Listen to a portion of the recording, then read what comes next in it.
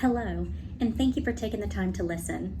In this presentation, I'd like to share my evolving personal perspective on leading diverse and inclusive teams, what it means to me, how I plan to apply it in my leadership journey, and how my own identity shapes the way I approach this important topic.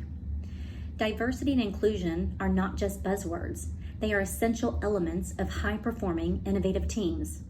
Diversity is about representation, the presence of differences in race, gender, background, thought, ability, and experience. Inclusion, on the other hand, is about engagement, creating a space where those differences are welcomed, respected, and leveraged. When people from different backgrounds, identities, and experiences come together, they bring unique perspectives that can challenge assumptions and inspire better decision-making. In a team setting, this diversity leads to more creative problem solving, stronger customer insight, and ultimately better outcomes. Inclusion is the key that unlocks the value of diversity. Without an inclusive environment, diverse voices often go unheard. I've seen this firsthand in the banking industry, where traditional hierarchies and long-standing norms can sometimes silence ideas that don't fit the mold.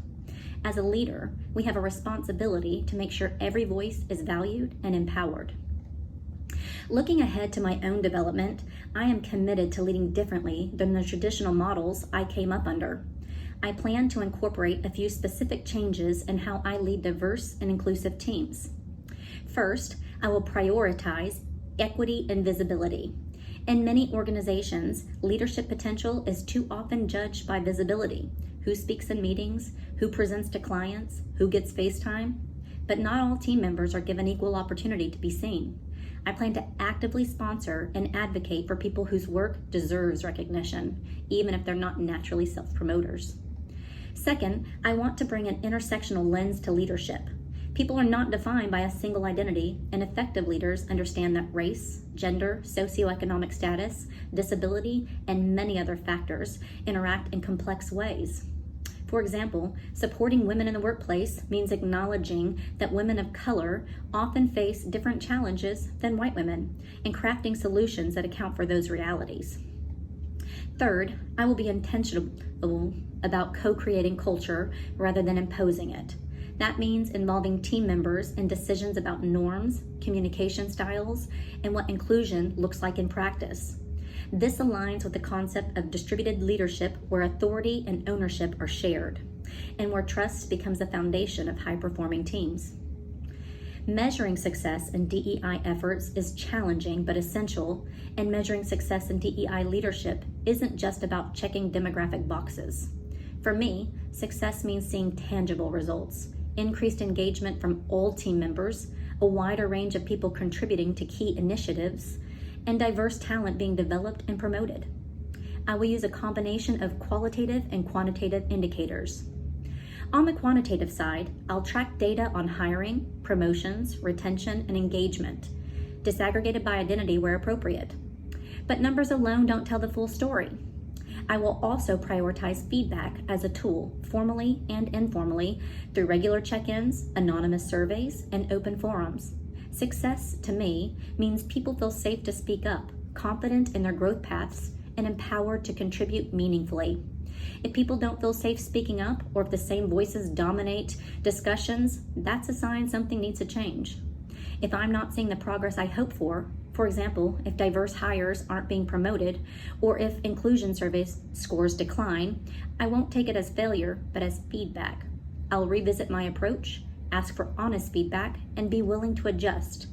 I'll revisit assumptions, ask better questions, and bring others into the conversation to design new approaches.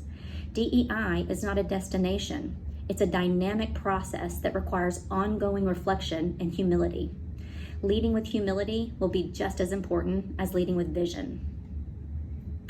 As a white American woman in banking, my identity shapes and both complicates my experience with diversity and inclusion. On one hand, I face the reality of being one of the few women in the room, especially in executive settings. I've had to advocate for myself, navigate bias, and work to be heard. That has fueled my empathy for others who feel unseen and underestimated.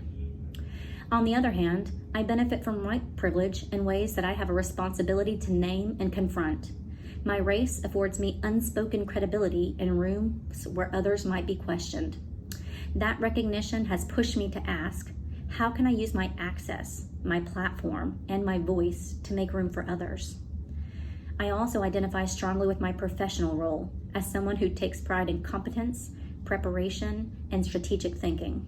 At times, this identity made it hard for me to admit when I didn't know the right thing to do around DEI. But part of growth is getting comfortable with discomfort.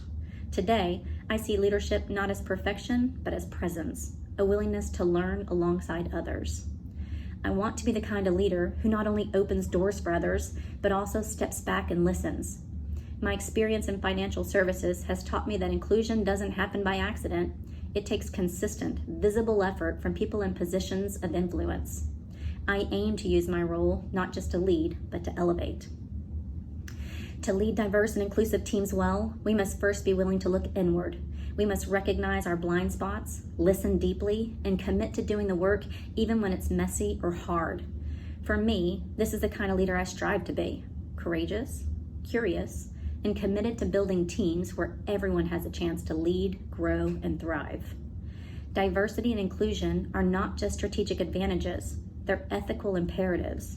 As I continue to grow as a leader, I want my teams to reflect the communities we serve and the values we stand for. I believe that when we lead with empathy, courage, and accountability, we create space where everyone can thrive. Thank you for listening, and I look forward to seeing how each of us brings our own unique lens to this important work.